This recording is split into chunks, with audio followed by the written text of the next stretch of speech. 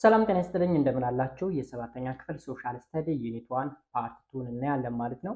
እንግዲህ የሰባተኛ ክፍል ሶሻል ስተዲ ዩኒት 1 the physical characteristics of the earth የሚል ርዕስ ነው ያለ ማለት ነው። ከዚህ ቀደም እንግዲህ ፓርት 1ን አይተናል። ዛሬ ደግሞ ፓርት 2 ላይ ሁለት ቶፒኮች ይኖሩናል። ኤክስተርናል ኮምፖነንት ኤንድ ኢንተርናል ስትራክቸር ኦፍ the earth የሚል እና ማቴሪያል ፎርሚንግ the crust of the earth የሚሉ ሁለት ቶፒኮች ይኖሩናል ማለት ነው። ከዛ በፊት እንግዲህ ዩኒት 1ን ሪቫይዝ እናደርጋለን። ዩኒት 1 እንግዲህ the origin of the earth and the solar system የሚል ነገር አለን። ሶላር ሲስተም ምንድነው? እርዝ እንዴት ነው ኦሪጂኔት ያደረገችው ምናምን የሚሉ ነገሮችን ለማየት ችለናል። ከዛ በተጨማሪ ሼፕ ኤንድ ሙቭመንት ኦፍ the earth የሚሉ ነገሮችንም አይተን ነበረ ማለት ነው። ሶ ሪቫይዝ ለማድረግ ያክል ኦሪጂን ኦፍ the earth የሚለውን ስናይ መሬት ኦሪጂኔት ያደረገችው ወይም ደግሞ የተፈጠረችው ሌሎች ሶላር ሲስተም ወይም ደግሞ ስርዓተ ፀሐይ ከተፈጠሩበት ተመሳሳይ አይነት አፈጣጠር ነው ያላት ነው የሚለው። ያም ማለት እንግዲህ ሆት ስዊርሊንግ ፍላሜብል ኦብጀክት አለ። እሱ ስፓይን እያደረገ ወይም ደግሞ እየተሽከረከረ በጊዜ ሂደት ወይም ደግሞ ግራጁዋሊ ወደ ሰን ኤንድ ፕላኔት ተቀየረ የሚል ሀሳብ ነው የያዘ ማለት ነው። ከዛ በተጨማሪ መሬት ከተፈጠረች 4.6 ቢሊዮን ዓመት እንዳለፋትም አስቀምጧል ማለት ነው። ከዚህ በመቀጠል ያየነው እንግዲህ ሜምበር ኦፍ ዘ ሶላር ሲስተም የሚል ነገር ነበረ። ሜምበር ኦፍ ዘ ሶላር ሲስተምን ስናይ በርካታ ሜምበሮች አሉ። የመጀመሪያው ፀሐይ ወይም ሰን አለ፣ ፕላኔት አለ፣ አስትሮይድ አለ ኤንድ ሜትሮይድ የሚሉ ነገሮችም አሉ ማለት ነው። የመጀመሪያው እንግዲህ ሰን ነች ወይም ፀሐይ። ፀሐይ ደ ሴንተር ኦፍ ዘ ሶላር ሲስተም ወይም ደግሞ የስርዓተ ፀሐይ ማዕከል ነች። አንድ ቦታ ስቴሽነሪ የተቀመጠች ነች። በዙሪያዋ ደግሞ ፕላኔቶች፣ ሌሎች ከዋክብቶች ምናምን ወይም ደግሞ አስትሮይድ ምናምን የምንላቸው ነገሮች ሪቮልቭ ያደርጓታል ማለት ነው። ሶ ፀሐይ እንግዲህ በጣም ሆት ነች። ከፍተኛ የሆነ ሙቀት ያላት፣ ከፍተኛ የሆነ ብርሃን የምትሰጥ ከሃይድሮጅን እና ከሂሊየም ጋዝ እየተሰራች እንደሆነም ያስቀምጣል ማለት ነው። ከዛ በተጨማሪ እንግዲህ ፑሊንግ ፎርስ እንዳላት ወይም ደግሞ ፕላኔቶች ርቀው እንዳይሄዱ የመሳብ ኃይል እንዳላትም ይነግረናል። ከመሬት ያላትን ርቀት ስናይ ደግሞ 150 ሚሊዮን ኪሎ ሜትር ያክል እንደምትርቅ አይተን ነበረ። ቀጥሎ ፕላኔቶች ናቸው። ፕላኔቶች እንግዲህ በቁጥር 8 ናቸው። ከፀሐይ ያላቸውን ርቀት መሰረት በማድረግ በሁለት ልንከፍላቸው እንችላለን። ኢነር ፕላኔት እና አውተር ፕላኔት ብለን በሁለት እንከፍላቸዋለን። ኢነር ፕላኔት የምንላቸው ልክ እንደ ሜርኩሪ፣ ቬነስ፣ እርዝ ኤንድ ማርስ ያሉትን ኢነር ፕላኔት ብለን እንጠራቸዋለን። ሶሊድ እና ሮኪ ማቴሪያል ስለሆኑ ወይም ደግሞ ከሮክ የተሰሩ ስለሆኑ ተርስተሪያል ፕላኔት ብለንም እንጠራቸዋለን ማለት ነው። ኦኬ። በሌላ በኩል ደግሞ አውተር ፕላኔት ብለን የምንጠራቸው ደግሞ ከፀሐይ በጣም ራቅ ያሉ ናቸው። እንደ ጁፒተር፣ ሳተርን፣ ኡራኖስ እና ኔፕቱን ያሉ በጣም ግዙፍ የሆኑ ከኢነር ፕላኔቶች አንጻር ስናያቸው ሳይዛቸው በጣም ትልቅ የሆኑ ናቸው። እንዲሁም ከጋዝ ነው የተሰሩት። በዚህም ምክንያት ጋዝ ጃይንትስ ተብለው ይጠራሉ። ጋዝ ያልንበት ከጋዝ የተሰሩ ስለሆኑ፣ ጃይንት ያልንበት ደግሞ ከኢነር ፕላኔቶች አንጻር ስናወዳድረው በጣም ትልቅ ወይም ግዙፍ ስለሆኑ ጋዝ ጃይንት ብለን እንጠራቸዋለን ማለት ነው። እንግዲህ በቁጥር ስንት ናቸው? 8 ናቸው ማለት ነው። ሌላ ቀጥሎ የምናየው ደግሞ አስትሮይድ ነው። አስትሮይድ አሁን ከፕላኔቶች በተጨማሪ ፀሐይን ሪቮልቭ ሊያደርግ የሚችል ሮኪ የሆነ ወይም ቲኒ ሮኪ ኦብጀክት ነው የሚለው የአለት ነው ወይም ደግሞ የሆነ ድንጋያማ ነገር ነው። ኦኬ። በህብረት የሚንቀሳቀስ የድንጋይ ወይም ደግሞ የሮክ ወይም የአለት ስብስብ ነው። ኦኬ። እሱ ምን ብለን እንጠራዋለን? አስትሮይድ። አስትሮይድ የሚጓዝበት የራሱ አስትሮይድ ቤልት የሚባል አለ። በዋናነት በማርስ ኦርቢት እና በጁፒተር ኦርቢት መካከል ነው የሚጓዘው ማለት ነው። እነዚህ እንግዲህ አስትሮይዶች በሚጓዙበት ጊዜ ወይም በሚንቀሳቀሱበት ጊዜ ወይም ሪቮልቭ በሚያደርጉበት ጊዜ እርስ በርሳቸው ሊጋጩ ይችላሉ ወይም ደግሞ ክራሽ ሊያደርጉ ይችላሉ። በዚህ ጊዜ ይሰበራል። አንድ አስትሮይድ ከሌላ አስትሮይድ ጋር ሲጋጭ ይሰበራል። ያን ስባይ ሜትሮይድ ብለን እንጠራዋለን። ሜትሮይድ። ስለዚህ ሜትሮይድ ማለት ኤፒስ ኦፍ አስትሮይድ ወይም የብሮክን ፒስ ኦፍ አስትሮይድ ነው ማለት ነው። ሜትሮይድ ብለን የምንጠራው። ሜትሮይድ እንግዲህ ሌላኛ የሶላር ሲስተም ሜምበር ነው። ሶ የሜትሮይድ እንግዲህ እርዝ አትሞስፌር ላይ ከገባ ምን ብለን እንጠራዋለን? ሜቶር ተብሎ ይጠራል። ሜቶር እርዝ አትሞስፌር ላይ ገብቶ ኦን ዘ እርዝ ሳርፌስ ላይ ካረፈ ወይም ደግሞ የመሬት ሳርፌስ ላይ ካረፈ ሜቶራይት ተብሎ ይጠራል ማለት ነው። ሜቶራይት። ስለዚህ እነዚህ አራቱ በዋናነት ሰን፣ ፕላኔት፣ አስትሮይድ እና ሜትሮይድ ብለን የምንጠራቸው ሜምበርስ ኦፍ ደ ሶላር ሲስተም ብለን እንጠራለን ማለት ነው። ከዛ በተጨማሪ ያየነው ሜር ኢምፖርታንት ፖይንት ምንድን ነው? በክፍል አንድ አይተነው የነበረው ሻፕ ኤንድ ሙቭመንት ኦፍ ዘ እርዝ ነው። መጀመሪያ የመሬትን ሼፕ ስናይ ወይም ደግሞ የመሬትን ክብ ማን ነው ቅርጽ ስናይ ክብ ነች ወይም ደግሞ ስፌሪካል ሼፕ ነው ያላት ወይም ደግሞ ራውንድ ነች። ግን ስፌሪካል ወይም ራውንድ ነች ስንል ፉሊ ሰርኩላር አይደለች። ኦኬ ከምድር ወገብ ወይም ደግሞ ከኢኩዌተር ትንሽ ለጠጥ ኤንድ ከፖሉ ደግሞ ፍላተንድ የሆነ ነው። ያ ማለት ዲያሜትሩን ብናይ ከፖል ወይም ደግሞ ከሳውዝ ወደ ኖርዝ ሜዥር ብናረግ 12660 ኪሎ ሜትር ያክል ሲሆን ኢኩዌተር ዲያሜትሩን ስንለካ ወይም ኢኳቶሪያል ዲያሜትሩን ደግሞ ከምዕራብ ወደ ምስራቅ ሜዥር ብናረግ 12700 ኪሎ ሜትር ያክል ይሆናል። ስለዚህ ኢኳቶሪያል ዲያሜትር ከፖላር ዲያሜትሩ በ40 ኪሎ ሜትር ያክል ይበልጣል ማለት ነው። 40 ኪሎ ሜትር በርግጥ ከመሬት አንጻር ሲታይ በጣም ትንሽ ግን ፉሊ ሰርኩላር አለመሆኗን የሚያመላክት ነው። ከዛ በተጨማሪ ደግሞ አክሲሷ አለ። አክሲሷ በ23 ዲግሪ 1/2 ያጋደለ ነው። ኦኬ ስላንት ያደረገ ነው አክሲሷ ማለት ነው። ስለዚህ ሮቴት የምታደርግበት ነው አክሲስ ወይም ደግሞ ዛቢያ የምንለው ማለት ነው። ሶ ቅርጿና አክሲሷ ይህን ነው የሚመስለው። ከዛ በተጨማሪ ደግሞ ሙቭመንት የሚል ነገር አይተናል። ሙቭመንት ኦፍ ዘ እርዝ የሚለውን ነገር ስናይ ደግሞ ወይም እንቅስቃሴዋን ስናይ መጀመሪያ ሙቭመንት ምንድን ነው ብለናል። ኮንቲኒየስ ሽፍት ኦፍ ፖዚሽን ወይም ደግሞ ቼንጅ ኦፍ ፖዚሽን ነው። ሶ መሬት ሁለት አይነት እንቅስቃሴዎችን ታካሂዳለች። አንደኛ በራሷ አክሲስ ሮቴት ታደርጋለች። ሮቴት አድርጋ ዋን ፉል ሮቴሽን ለማካሄድ 24 ሰዓት ይፈጅባታል ብለናል። ሁለተኛው እንቅስቃሴዋ ደግሞ ሪቮሉሽን ነው። በፀሐይ ዙሪያ ሪቮልቭ የምታደርግበት ነው። እሱ ደግሞ 1 ዓመት ወይም ደግሞ 365 ቀን ከ1/4 ይፈጅባታል ብለናል። ሶ ሪቮልቭ የምታደርገው ደግሞ ኦርቢት ወይም ደግሞ ምህዋር የሚባል የሀሳብ መስመር ወይም ደግሞ ኢማጂነሪ ላይን አለ። በዛ ነው ሪቮልቭ የምታደርገው። ሪቮልቭ ስታደርግ እንግዲህ ፉሊ ሰርኩላር አይደለም እንቅስቃሴው፣ ኢሊፕቲካል በሆነ ዋይ ነው ትንቀሳቀሰው። ልክ እንደዚህ ሞላላ በሆነ ቅርጽ ነው የምትጓዘው ማለት ነው። ሶ ኢፌክቶች አሉ። ሮቴት በምታደርግበት ጊዜ እና ሪቮልቭ በምታደርግበት ጊዜ የሚፈጠሩ ኢፌክቶች አሉ። ሮቴት በምታደርግበት ጊዜ ቀንና ሌሊት ይፈራረቃል። እንዲሁም የንፋስ አቅጣጫ ሊቀየር ይችላል። ከዛ በተጨማሪ አፓራንት ሙቭመንት ኦፍ ዘ ሰን ይኖራል። ወይም ደግሞ አፓራንት ሙቭመንት ማለት ትሩ ያልሆነ ግን ትሩ የሚመስል እንቅስቃሴ። መሬት ከምዕራብ ወደ ምስራቅ ሮቴት በምታደርግበት ጊዜ ፀሐይ ከምስራቅ ወደ ምዕራብ ወጥታ የምትገባ መስሎ እንዲታየን ያደርጋል። ይህ እንግዲህ የሮቴሽን ኢፌክት ነው። ሁለተኛ የሪቮሉሽንን ኢፌክት ስናይ ሁለት አይነት ኢፌክቶች ይስተዋላሉ። የመጀመሪያው ኢፌክት እንግዲህ የቀንና የሌሊት ርዝማኔ መለያየት ነው። ኦኬ የቀንና የሌሊት ርዝማኔ ይለያያል። ሁልጊዜ 12 ቀን 12 ሌሊት ሊሆን አይችልም ሰዓቱ ማለት ነው። 12 ሰዓት ሌሊት 12 ሰዓት ቀን ሊሆን አይችልም፣ ሊለያይ ይችላል። ሰምታይምስ ፖላር አካባቢ ወይም ደግሞ ዋልታዎች አካባቢ 24 ሰዓት ቀን 24 ሰዓት ሌሊት የሚሆንበትም ነገር አለ። ይህ እንግዲህ በሪቮሉሽን የሚፈጠር ክስተት ነው። ሁለተኛው ክስተት ደግሞ ማኒፌስቴሽን ኦፍ ሲዝንስ ወይም ደግሞ የወቅቶች መፈጠር ነው። ወቅት ማለት እንግዲህ የዓመት ክፍልፋይ ነው። ዓመትን በአራት ስንከፍለው የሚፈጠር ነው። 4 ወቅቶች አሉ። እነዚህ ወቅቶች የሚፈጠሩትም በሪቮሉሽን ምክንያት ነው ይለናል ማለት ነው። ስለዚህ እነዚህን ነገሮች ነበረ በባለፈው ክላሳችን ስናይ የነበረው። ናው ቱዴይ ልናይ የምንችለው ነገር ምንድን ነው? ኤክስተርናል ኮምፖነንት ኤንድ ኢንተርናል ስትራክቸር ኦፍ ዘ እርዝ የሚል ነገር አለ። የመሬት ኤክስተርናል ኮምፖነንቷ ምን ይመስላል፣ እንዲሁም ደግሞ ኢንተርናል ስትራክቸሯ ምን ይመስላል የሚለውን ነገር እንዳስሳለን ማለት ነው። ሶ መጀመሪያ እንግዲህ ዘ ፊዚካል ኢንቫይሮንመንት ኦፍ ዘ እርዝ ካን ቢ ዲቫይድድ ኢንቱ 4 ኮምፖነንትስ ወይም ደግሞ ሰብ ሲስተም። የመሬት ውጨኛው ክፍል እንግዲህ በ4 ሰብ ሲስተም ወይም ደግሞ ኮምፖነንት ልንከፍለው እንችላለን ማለት ነው። 4 ነገሮችን ይዛለች መሬት ከውጭዋ ስናይ ማለት ነው። የመጀመሪያው እንግዲህ ሊቶስፌር ብለን የምንጠራው ወይም ደግሞ ጂኦስፌር ተብሎ ይጠራል። ላንዱ ማለት ነው፣ ወይም ደግሞ የብስ ማለት ነው። የብስ ወይም ደግሞ የሮኪ ፓርት ኦፍ ዘ እርዝ ማለት ነው፣ ወይም ደግሞ ሶሊድ ፓርት ኦፍ ዘ እርዝ ማለት ነው። ሁለተኛው ሃይድሮስፌር ነው። ሃይድሮስፌር ደግሞ ዋተር ፓርት ኦፍ ዘ እርዝ ሳርፌስ ማለት ነው፣ ደግሞ የመሬት ውሃማው ክፍል ማለት ነው። ሃይድሮስፌር ብለን የምንጠራው ማለት ነው።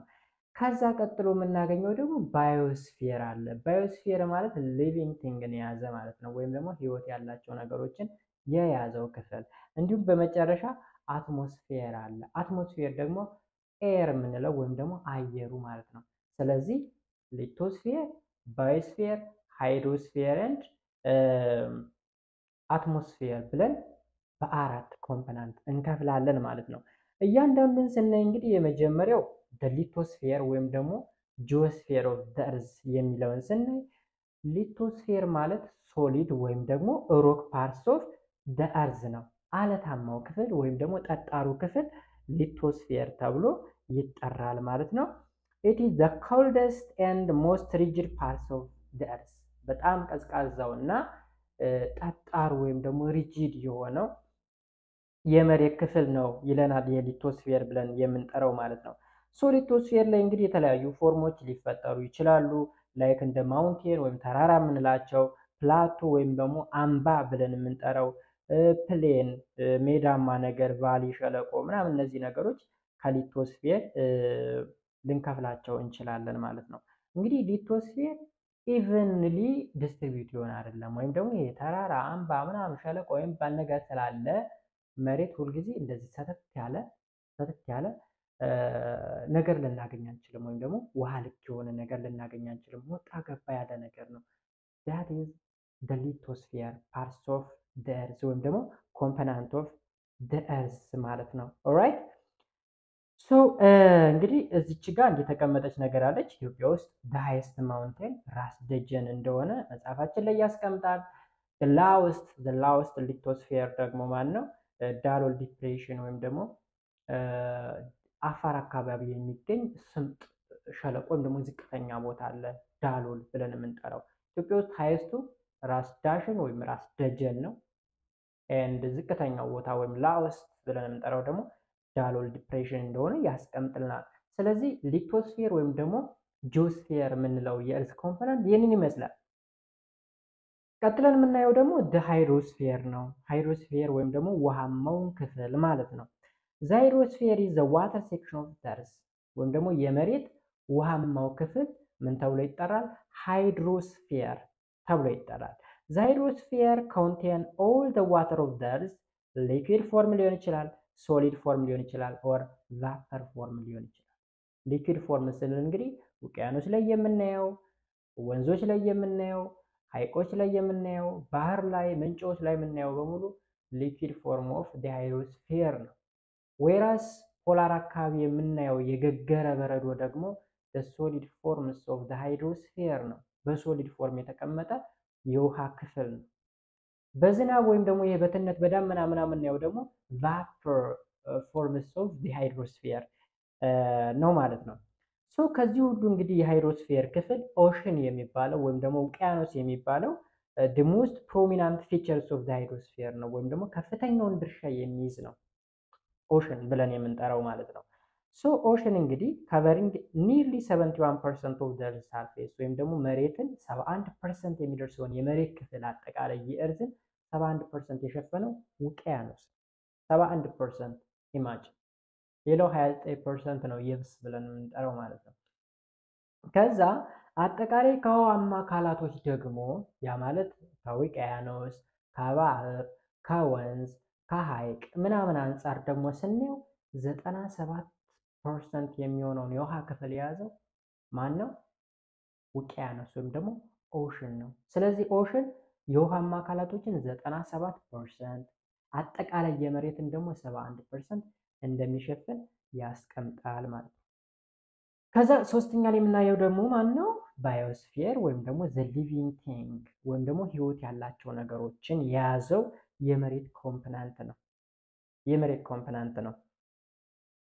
ዘ ባዮስፌር ኢዝ አ ፓርት ኦፍ ዘ እርዝ ሰርፌስ ዌር ሊቪንግ ቲንግ ኤግዚስት። ምናል ህይወት ያላቸው ነገሮችን የሚይዘው የመሬት ኮምፖነንት ምን ተብሎ ይጠራል? ባዮስፌር ተብሎ ይጠራል። It is concentrated near the surface in the zone that extended from the ocean floor upward from several kilometers into the atmosphere ይለናል። ባጭሩ እንግዲህ ባዮስፌር ብለን የምንጠራው መሬት ላይ ብቻ አይደለም፣ ውቅያኖስ ላይም አለ፣ የብስ ላይም አለ፣ ኦን ዲ አትሞስፌርም አለ ህይወት ያለው ነገር። ለምሳሌ ውቅያኖስ ውስጥ የተለያዩ የአሳ ዝርያዎች አሉ። ከአሳ በተጨማሪ ሌሎች በጣም ዳይቨርሲፋይድ የሆኑ ሊቪንግ ቲንግ ፕላንቶች ሁሉ ሳይቀሩ አሉ ውሃ ውስጥ ውቅያኖስ ውስጥ የሚኖሩ እነሱን ሁሉ ይጨምራል። የብስ ላይ ያለነውን እኛን ፕላንቶችን ሁሉ ይጨምራል። በአየር ላይ ያለው ወይም ደግሞ በአትሞስፌሩ ላይ ያሉ በራሪ የሆኑ እንስሳቶችን አዋፋቶችን ምናምን ነገሮችን በሙሉ ይጨምራል ማለት ነው። ኦራይት። ስለዚህ ይሄ ምን ተብሎ ይጠራል? ባዮስፌር ብለን እንጠራዋለን ማለት ነው። ሌላኛው ደግሞ አራተኛ አትሞስፌር the atmosphere. Atmosphere is the envelopes of the air that surrounds the earth. መሬትን ከቦ የያዘ የአየር ክፍል ነው አትሞስፌር ብለን የምንጠራው ማለት ነው። it's a mixture of gas የተለያዩ ጋዞችን ይዟል። እንደ ናይትሮጅን፣ ኦክሲጅን፣ ካርቦን ዳይኦክሳይድ፣ አርገን እና መሰል ጋዞችን በተለያየ መጠን ይዟል ማለት ነው። የአትሞስፌር ብለን የምንጠራው ፓርት ኦፍ ዘ እርዝ ወይም ደግሞ ኮምፖነንት ኦፍ ዘ እርዝ ማለት ነው። ከዚህ መካከል እንግዲህ 78% የሚደርሰው ናይትሮጅን ሲሆን 21% የሚደርሰው ደግሞ ኦክሲጅን ነው። ሌሎች እንግዲህ 1% የሚደርሱት ሌሎች እንደ ካርቦን ዳይኦክሳይድ፣ አርገን እና መሰል ነገሮች ደግሞ 1% ያክል ይይዛሉ ማለት ነው።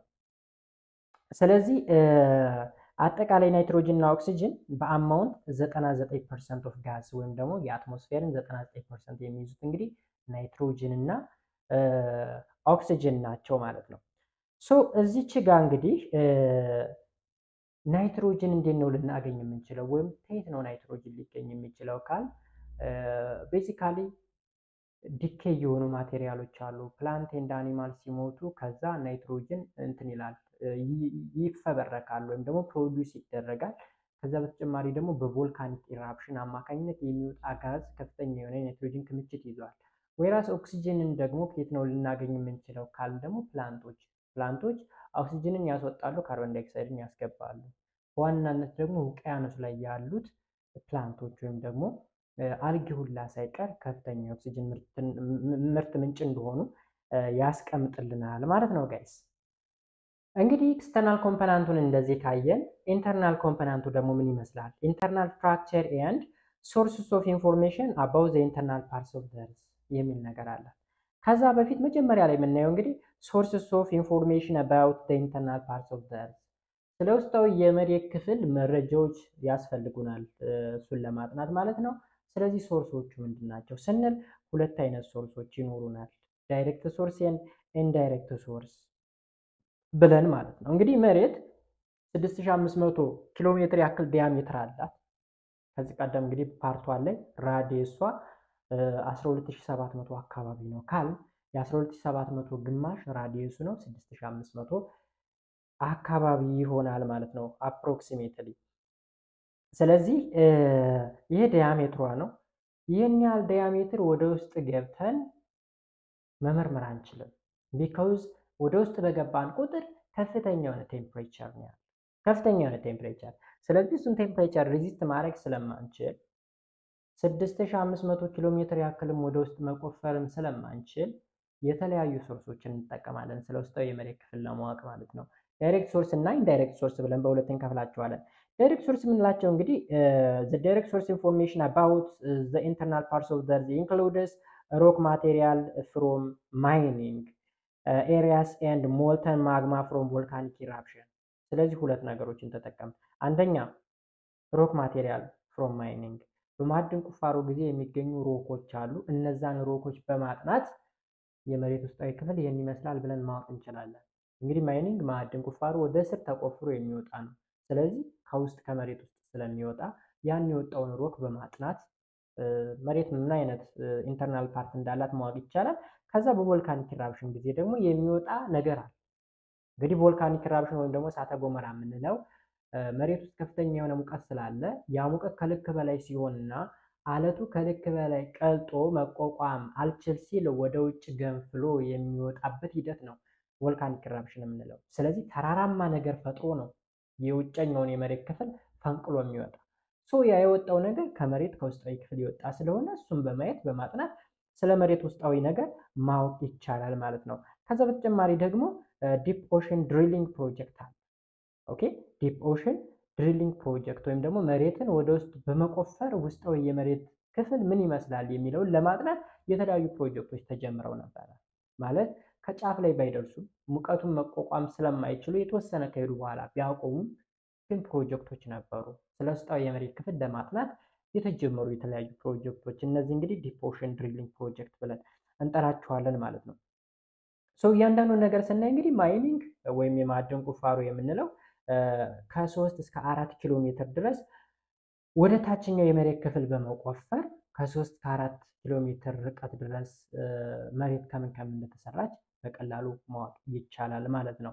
ቮልካኒክ ኢራፕሽንም እንግዲህ እንደነገርኳችሁ ቮልካኒክ ኢራፕሽን ውስጠኛው የመሬት ክፍል ከፍተኛ የሆነ ሙቀት ስላለው አለቶች ይቀልጣሉ፣ ሊኩዊድ ስቴት ይሆናሉ። ከዛ ገንፍሎ የሚወጣ ማግማ የሚባል ቅልጥ አለት አለ ማለት ነው። እሱ አለት ወደ ውጭ ሲወጣ የውስጣዊ የመሬት ክፍል ምን እንደሆነ መረጃ ይነግረናል ማለት ነው። እሱን በላብራቶሪ አጥንቶ ውስጣዊ የመሬት ክፍል ምን እንደሚመስል በቀላሉ መረዳት የሚቻልበት ሁኔታ ይፈጠራል። ሌላው ዲፕ ኦሽን ድሪሊንግ ፕሮጀክት የምንለው ደግሞ እዚህ ጋር አንድ ሳምፕል ኤግዛምፕል ተሰጥቷል። የተለያዩ ሆሎች እንግዲህ ተቆፍረዋል ለሪሰርች ፐርፐዝ ማለት ነው። ወይም ደግሞ የተለያዩ ጉድጓዶች ተቆፍረው እንደነበር ይነግረናል። ከዛ ሁሉ እንግዲህ ራሽያ አካባቢ ቆላ ፔንሱላ የሚባል አለ። እዛ አካባቢ ቆላ ወል የሚባል አለ። ስለ መሬት ውስጣዊ ክፍል ለማጥናት ተብሎ የተቆፈረ ነው። እንግዲህ እስከ 12 ኪሎ ሜትር ድረስ ወደ ታች መውረድ ይችላል። ባይዘዌ 12 ኪሎ ሜትር ዝናት እዚህ 12 ኪሎ ሜትር ወደ መሬት ወደ ውስጥ መውረድ ማለት ቀላል አይደለም። ኢማጂን 12 ኪሎ ሜትር ቀርቶ 100 ሜትር ወደ ታች መቆፈር ምን ያክል ሩቅ እንደሆነ አስባችሁታል?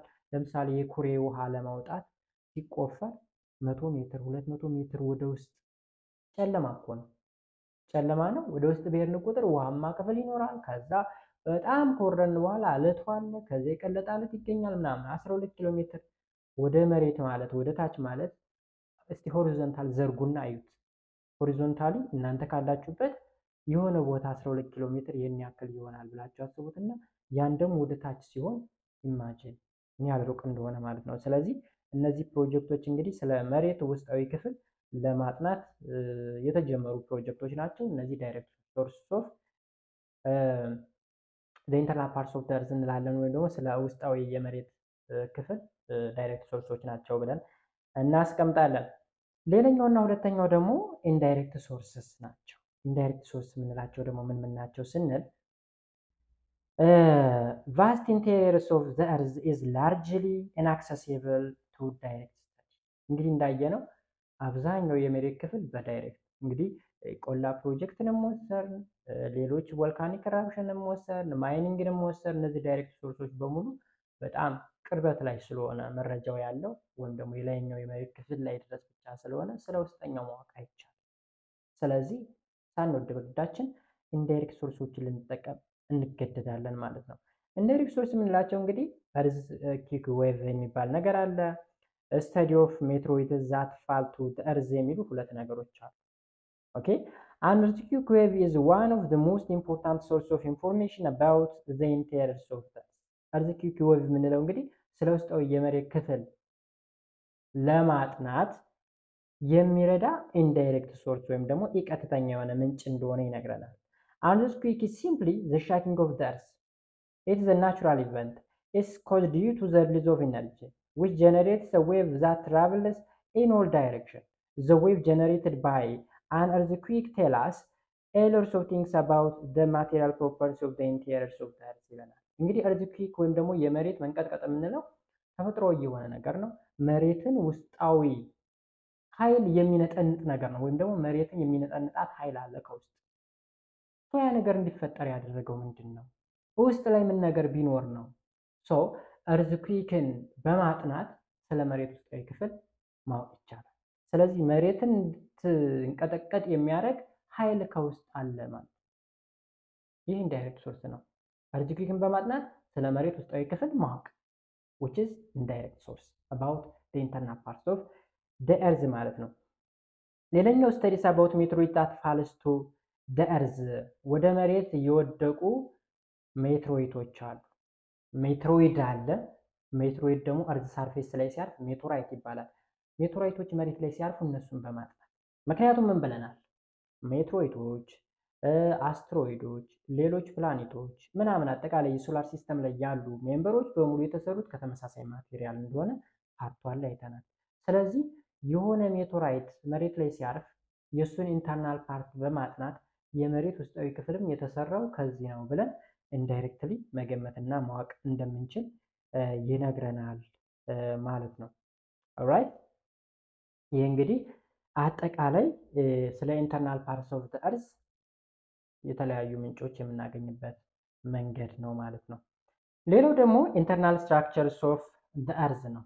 ስለዚህ አሁን የተለያዩ መንገዶችን ተጠቅመን ዳይሬክትን ኢንዳይሬክት ሜትድንም ተጠቅመን ስለ ውስጣዊ የመሬት ክፍል ካወቅን በኋላ የውስጣዊ የመሬት ክፍል ምን ይመስላል ወይም ደግሞ ኢንተርናል ስትራክቸር ኦፍ ዘ እርዝ ውስጣዊ የመሬት አወቃቀር ምን ይመስላል የሚለውን ነገር እንዳሳለን ማለት ነው።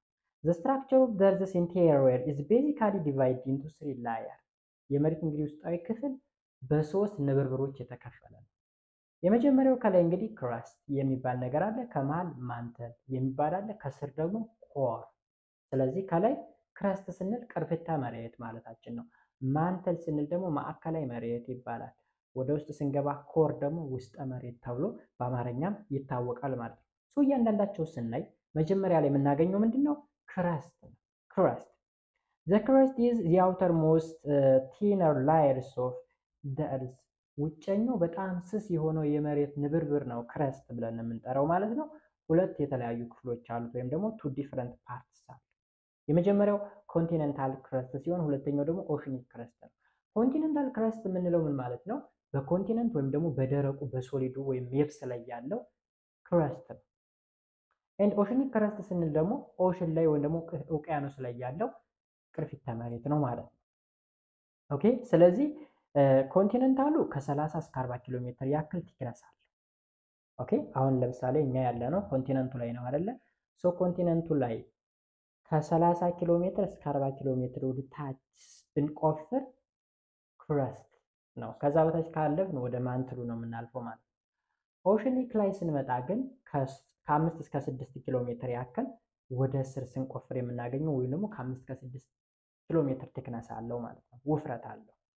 ስለዚህ በሁለት እንደሚከፈሉ ማወቅ ተገቢ ይሆናል ማለት ነው። በዋናነት እንግዲህ ሜጀር ኮምፖነንት ዳት ፎርም ዘ ክረስት ፓርትስ ኦፍ ዘ ኤርዝ ላየርስ እነማን ናቸው ስንል ሲሊካ ወይም ደግሞ ሲሊከን እና አልሙኒየም ናቸው።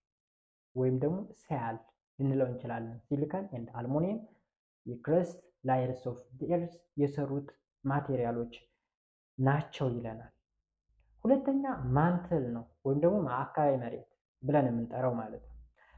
The portion of the interior below the crust is called mantle ወይም ደግሞ ከላይኛው ከቅርፊተ መሬት በታች ዝቅ ስንል የምናገኘው ላየር ወይም ድርብርብ ማንትል ተብሎ ይጠራል። The mantle is about 2900 km thick and takes 84% of the Earth's volume. የመሬትን 84% ያክል የሚሸፍን 2900 ኪሎ ሜትር ያክል ቲክነስ ያለው ወይም ደግሞ ውፍረት ያለው በጣም ወፍራሙ የመሬት ንብርብር ማዕከላዊ መሬት ወይም ደግሞ ማንተል ብለን እንጠራዋለን ማለት ነው። ኦልራይት ስለዚህ ዘ ቲከስት ላየር ነው ከሶስቱም አንጻር ስናየው ማለት ነው። ሜጀር ኮምፖነንቶች ደግሞ ይህንን ላየር ወይም ማንትልን የሰሩት እነማን ናቸው ካል ሲሊከን እና ማግኒዥየም የሚባሉ ሁለቱ ኤሌመንት ናቸው። ስለዚህ ሲማ ልንለው እንችላለን። ሲማ ሲአይ ሲሊከን ነው፣ ኤምኤ ደግሞ ማግኒዥየም ነው ማለት ነው። ሶስተኛ ላይ የምናገኘው ደግሞ ኮር የሚባለውን የመሬት ላየር ነው። ኮር ኢዝ ዘ ኢነርሞስት ላየርስ ኦፍ ዘ እርዝ የመሬት በጣም ውስጠኛው ላየር ኮር ወይም ውስጠ መሬት ተብሎ ይጠራል። ኮምፖዝ የተደረገውም እንግዲህ በዋናነት ከሁለት ማቴሪያሎች ነው፣ ከኒኬል እና አይረን ከሚባል ሁለት ሜታሎች ነው ማለት ነው የተሰራው። ናይፍ ልንለው እንችላለን። ኤንአይ ኤፍኢ ናይፍ ኤንአይ ኒኬል ነው፣ ኤፍኢ ደግሞ አይረን ነው ማለት ነው። ሶ ቴምፕሬቸሩ እንግዲህ ሃይስት ነው 6000 ዲግሪ ሴልሺየስ ያክል ቴምፕሬቸር አለው ማለት ነው። ኮር እንግዲህ 15% ያክል የኤርዝን ቮሊዩም ይይዛል። 84% የሚደርሰው እንግዲህ ማንተል ነው ብለናል። እዚህ ጋር ደግሞ 15%ቱ ኮር ነው ማለት ነው። ዘ ኮር ሃዝ ቱ ላየር ሁለት ላየሮች አሉት፣ ኢነር ኮር እና አውተር ኮር ተብሎ የሚጠራው ማለት ነው። አውተር ኮሩ ሊኩዊድ ሲሆን ኢነር ኮሩ ደግሞ ሶሊድ ነው። ኢነር ኮሩ እንግዲህ ሶሊድ የሆነበት ምክንያት ለምንድን ነው ካል ኮምፕረስ ስለሚደረግ ሊኩዊድ ሆኖ ሊኩዊዱ በጣም ኮምፕረስ ስለሆነ እንደገና ወደ ሶሊድነት ተቀይሯል ይለናል ማለት ነው። ኦኬ ስለዚህ እነዚህ የመሬት ላየሮች ናቸው። the crust, the mantle and the cover። ሌላው ቶፒካችን የሚሆነው ደግሞ ማቴሪያል ፎርሚንግ the crust of the earth ወይም ደግሞ መሬትን የሰሯቸው ማቴሪያሎች ወይም ንጥረ ነገሮች ምንድን ናቸው የሚሉ ነገሮችን እናያለን። የመጀመሪያ እንግዲህ ሜጀር ኤሌመንት የሚባሉት ዋና ዋና ንጥረ ነገሮች መሬትን የሰሯቸው እነማን ናቸው ስንል earth crust is made up of several elements ወይም ከተለያዩ ኤሌመንቶች ነው የተሰራው ማለት ነው። The elements are a solid forms in the outer layers of the earth and hot and molten forms in the interior። እንግዲህ መሬትን የሰሯቸው ኤሌመንቶች በውጨኛው ክፍል ላይ ወይም ደግሞ ክረስት ወይም ቅርፊተ መሬት የምንለው ላይ በሶሊድ ወይም በጠጣር ፎርም ስናገኛቸው፣ ኢነር ወይም ደግሞ ኮሩ ላይ ደግሞ በሶሊድ ወይም በሊኩዊድ ወይም በሞልተን ስቴት እናገኛቸዋለን ይለናል ማለት ነው። about 98% of the total earth crust is composed of 8 elements። 98% የሚደርሰው የመሬት ክፍል እንግዲህ የተሰራው ከ8 ኤሌመንቶች እንደሆነ ይነግረናል። እነዚህም እነማን ናቸው? ኦክሲጅን፣ ሲሊከን፣ አልሙኒየም፣ አይረን፣ ካልሽየም፣ ሶዲየም፣ ፖታሽየም፣ ማግኒዥየም እና አዘርስ ይላል። በዋናነት ስምንቶቹ ማለት ነው። ስምንቶቹ 98% ያክል ይሸፍናሉ ማለት ነው። ኦኬ ከዛ እነዚህ ኤሌመንቶች ደግሞ በአንድ ላይ ሆነው ሚነራልን ሊፈጥሩ ይችላሉ። ሚነራል ሜጀር ሚነራሎች እነማን ናቸው? መሬትን የሰሯቸው ሜጀር ሚነራሎች እነማን ናቸው የሚለውን ነገር ስናይ the material that the earth's crust is made up of are called rock። መሬትን የሰሩት ማቴሪያል ሮክ ወይም አለቶች ናቸው። እነዚህ አለቶች እንግዲህ የተሰሩት ደግሞ ከሚነራል ነው መታወቅ ያለበት ነገር ማለት ነው። ስለዚህ those rocks are made up of minerals። ሚነራሎች ደግሞ የተሰሩት ከኤሌመንቶች ነው ማለት ነው። ኤሌመንቶች በአንድ ላይ በመሆን ሚነራልን ይሰራሉ። ሚነራሎች በአንድ ላይ በመሆን ደግሞ ሮክን ይሰራሉ። ሮክ ደግሞ ማንን ሰራ? መሬትን ሰራ ማለት ነው። ኦኬ so there are so many known mineral species ወይም ደግሞ የተለያዩ ታዋቂ ሚነራል ስፒሺሶች አሉ። but the vast majority of the rock are formed by a combination of a few common minerals። በርካታ ሚነራሎች በመሬት ላይ ቢታወቁም መሬትን ለመስራት ወይም ደግሞ መሬትን ለመስራት የሚያገለግለው ሮክ የተሰራው ግን ከተወሰኑ ሚነራሎች ቅይጥ እንደሆነ ይነግረናል ማለት ነው። ሶ እነዚህ ሚነራሎች ምን ተብለው ይጠራሉ መሰላችሁ? ሮክ ፎርሚንግ ሚነራል ይላቸዋል። ሮክ ፎርሚንግ ወይም ደግሞ አለትን ለመስራት የሚያገለግሉ ሚነራሎች ማለት ነው። እንደ ሲሊኬት፣ ኦክሳይድ፣ ካርቦኔት፣ ሰልፋይድ፣ ሳልፌት፣ ክሎራይድ ምናምን የሚባሉት they are said to be minerals። እነዚህ ሚነራሎች በአንድ ላይ ሆነው ነው ሮክን የሚሰሩት። ሮክ ደግሞ ማንን ይሰራል? መሬትን ይሰራል ማለት ነው። ከዛ ሜጀር ሮክስ ፎርሚንግ ዘ ክረስት የውጨኛውን የመሬት ክፍል የሰሩ የሮኮች ስብስብ ወይም ደግሞ ዋና ዋና አለቶች እነማን ናቸው የሚለውን ነገር ስናይ on the basis of their mode of formation or origin rocks of the earth crust are classified into ስለዚህ መሬትን ለመስራት የተጠቀመው ወይም ደግሞ አገልግሎት ላይ የዋሉ ሮኮች በሶስት ይከፈላሉ። የመጀመሪያው ኢግኒየስ ሮክ፣ ሁለተኛ ሴዲሜንታሪ ሮክ፣ ሶስተኛ ሜታሞርፊክ ሮክ። ኢግኒየስ ሮክ ምንድን ነው? ኢግኒየስ የሚለው እንግዲህ ኢግኒስ ከሚል የግሪክ ቃል ነው። እንግዲህ ብዙ ጊዜ ቃላቶች ከግሪክ እና ከላቲን እንደሚመጡ ይታወቃል። ትርጉሙም ፋየር ማለት ነው።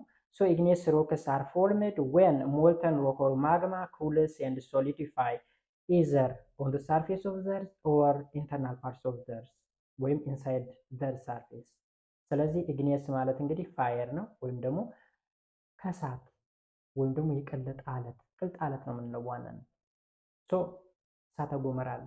እሳተ ጎመራ የሚፈነዳው እንግዲህ ማግማ አለ ወይም ቅልጥ አለት የቀለጠ አለት አለ። የአለት ወደ ላይ ገንፍሎ ወደ ውጭኝ የመሬት ክፍል ይወጣል ወይም ሳይወጣ ይቀራል። ኦኬ ወጣም አልወጣም ኢግኒየስ ሮክን ይፈጥራል። ኦኬ ሶ ማግማ ዛት ጌትስ ኦን ዘ ሰርፌስ ኦፍ ዘ እርዝ ኢዝ ኮልድ ላቫ ተብሎ ይጠራል። ላቫ ማለት ከመሬት ውስጣዊ ክፍል ወጥቶ ውጫዊ ክፍል ላይ የፈሰሰ የቀለጠ አለት ማለት ነው ላቫ። ማግማ ደግሞ ቅልጥ አለቱ ነው። ይህ ቅልጥ አለት እንግዲህ መሬት ውስጥም ሊቀር ይችላል፣ ሊፈስም ይችላል። ከፈሰሰ ላቫ ይባላል። ስለዚህ ሁለት አይነት ኢግኔስ ሮክ አለ። አንደኛው ኤክስትሮንሲቭ ኢግኔስ ሮክ ሲሆን ሁለተኛው ደግሞ ኢንትሮንሲቭ ኢግኔስ ሮክ። ኤክስትሮንሲቭ ኢግኔስ ሮክ ማለት እንግዲህ ቮልካኒክ ሮክ ተብሎ ነው የሚጠራው። they are formed when the magma cools and solidify on their surface። ስለዚህ ማግማው ወይም ቅልጥ አለቱ ፈንድቶ ወደ መሬት ሳርፌስ ሲፈስ የሚፈጠረው አለት ኤክስትሮንሲቭ ኢግኔስ ሮክ ሲባል፣ ኢንትሮንሲቭ ኢግኔስ ሮክ የምንለው ደግሞ ፕልቶኒክ ሮክ ተብሎ ይጠራል። ይህም እንግዲህ ወደ መሬት ሳይፈስ እዛው መሬት ክረስት ውስጥ ሶሊዲፋይ ሲሆን ወይም ደግሞ ሲጠጥር ወይም ክሪስታል ሲሆን ኢንትሮንሲቭ ኢግኔስ ሮክ ብለን ልንጠራው እንችላለን ማለት ነው። ስለዚህ ኢግኔስ ሮክ በቮልካኒክ ኢራፕሽን የሚፈጠር የአለት አይነት ነው። ኦራይት። ሁለተኛው ሴዲሜንታሪ ሮክ ነው። ሴዲሜንታሪ ሮክንም እንግዲህ አጠር ለማድረግ ያክል ከሴዲሜንት ወይም ደግሞ ከደለል የተፈጠረ ሮክ ለረጅም ዓመት ያክል የደለለ ደለል ግራጁዋሊ ወደ አለትነት ይቀየራል። ስለዚህ የሴዲሜንታሪ ሮክ ከሌላው ለየት የሚያደርገው ላየር አለው፣ ንብርብር አለው። ከስር ወደ ላይ ስትሄዱ ንብርብር አለው። ከውስጠኛ ያለው እንግዲህ የቆየ ስለሆነ ሞር ሮኪ ነው ወይም ደግሞ ጠጣር ነው በደንብ። ከላይ ያለው ደግሞ በእድሜ ትንሽ ስለሆነ ገና ወደ አለትነት እየተቀየረ ያለ ነው ማለት ነው ይለናል። ከዛ በተጨማሪ እንግዲህ ይሄ ሴዲሜንታሪ ሮክ ብለን የምንጠራው እንግዲህ ፎሲሎችንም ስለያዘ ለተለያዩ ፊውሎች ምንጭነት ያገለግላል ይለናል። እንደ ናቹራል ጋዝ፣ ኮል፣ ፔትሮሊየም መሰል እንትኖች ማቴሪያሎች የሚገኙት ከዚህ ከሴዲሜንታሪ ሮክ እንደሆነ ይነግረናል ማለት ነው። በመጨረሻም ሜታሞርፊክ ሮክ። ሜታሞርፊክ ሮክ የምንለው እንግዲህ ሜታሞርፊክ ከሁለት ቃላቶች የመጣ ነው። ሜታ እና ሞርፍ ከሚለው ወይም ሞርፎ ከሚለው። ሜታ ማለት ቼንጅ ሲሆን ሞርፎ ደግሞ ፎርም ማለት ነው። ስለዚህ ሜታሞርፊክ አጠር ባለ ቋንቋ ከአንድ አለት ወደ ሌላ አለት የሚቀየር ማለት ነው። ከኢግኔስ ሮክ ወደ ሌላ ሲቀየር ሜታሞርፊክ፣ ከሴዲሜንታሪ ወደ ሌላ ሲቀየር ሜታሞርፊክ፣ ኢቭን ከቀደም ከነበረ ሜታሞርፊክ ወደ ሌላ ሜታሞርፊክ ሊቀየር ይችላል ማለት ነው። እዚህ ጋር እንግዲህ የራሳቸው የተለያየ ኤግዛምፕሎች አለ። ለምሳሌ ከሜታሞርፊክ ሮክ መርብልን ብንወስድ ማርብል አንድ የሜታሞርፊክ ምሳሌ ነው ማለት ነው። ስለዚህ ሜታሞርፊክ ባጭሩ ከአንደኛው አለት ወደ ሌላኛው አለት ግራጁዋሊ ወይም ደግሞ ከረጅም ዓመት በኋላ ቼንጅ ሲያደርግ የሚፈጠር የአለት አይነት እንደሆነ ይነግረናል ማለት ነው። ከዛ በመጨረሻ ያለችው ሀሳብ ትንሽዬ ነች። እንግዲህ ሮክ ዲስትሪቢዩሽን ወይም ደግሞ ለኢኮኖሚ ያለው ጠቀሜታ ሮክ ምንድን ነው ይለናል። ሮኮች እንግዲህ ሜታሞርፊክ ሮክ ኢትዮጵያ ውስጥ የት አካባቢ ይገኛል? ኢግኔስ ሮክ የት አካባቢ ይገኛል? ሴዲሜንታሪ ሮክ የት አካባቢ ይገኛል? ሴዲሜንታሪ ለምሳሌ ኢስተርን ፓርትስ ኦፍ ኢትዮጵያ ላይ ይገኛል። ኤንድ ሜታሞርፊክ የምንለው ሮክ ደግሞ ኖርዘርን ወይም ሰሜናዊ፣ ምዕራባዊ እንዲሁም ሳውዘርን ኤጅ ኦፍ ዘ ካንትሪ ላይ እናገኘዋለን ይለናል ማለት ነው። ከዛ ጠቀሜታው ምንድነው? ኢኮኖሚክ ጠቀሜታው ስንል ሶርስ ኦፍ ፊውልነት ያገለግላል። ሶርስ ኦፍ ፊውልነት ማለት ምን ማለት ነው? ሴዲሜንታሪ ሮክ ለምሳሌ ለኮል፣ ለፔትሮሊየም እና ለናቹራል ጋዝ ምንጭነት ስለሚያገለግል ማለት ነው። ቢኮዝ በውስጡ ፎሲሎችን ስለያዘ። ሌላው ለኮንስትራክሽን ፐርፐዝ ያገለግላል ይለናል። ለመንገድ ስራዎች፣ ለድልድይ ስራዎች፣ ለኮንስትራክሽን ወይም ለቤት ስራ እንጠቀምበታለን። እንዲሁም ሶርስ ኦፍ ፉድ ኒውትረንት። ፉድ ኒውትረንት ስንል ለምሳሌ ሮክ ሳልት አለ። ሮክ ሳልት ለምሳሌ ሶዲየም ክሎራይድ ለምግብ መስሪያነት እንጠቀመዋለን። በመጨረሻ ፎርሜሽን ኦፍ ሶይል። ሶይል የሚሰራው እንግዲህ ከሮኮች ወይም ከአለት ስብርባሪ ነው። አለት በፕሬዠር በቴምፕሬቸር ምናምን ልዩነት ይሰባበርና ወደ አፈርነት ይቀየራል። ለአፈር ምንጭነት ያገለግላል ማለት ነው። ሶ ጋይስ እንግዲህ አጠቃላይ ዩኒቲውን የሚመስል ነበር። ሀሳብ አስተያየት ካላችሁ ኮሜንት ሴክሽን ላይ ያስቀምጡልኝ። በቀጣይ በዩኒቲ የምንገናኝ ይሆናል። ያላችሁበት ሰላማችሁ ይብዛ። መልካም ጊዜ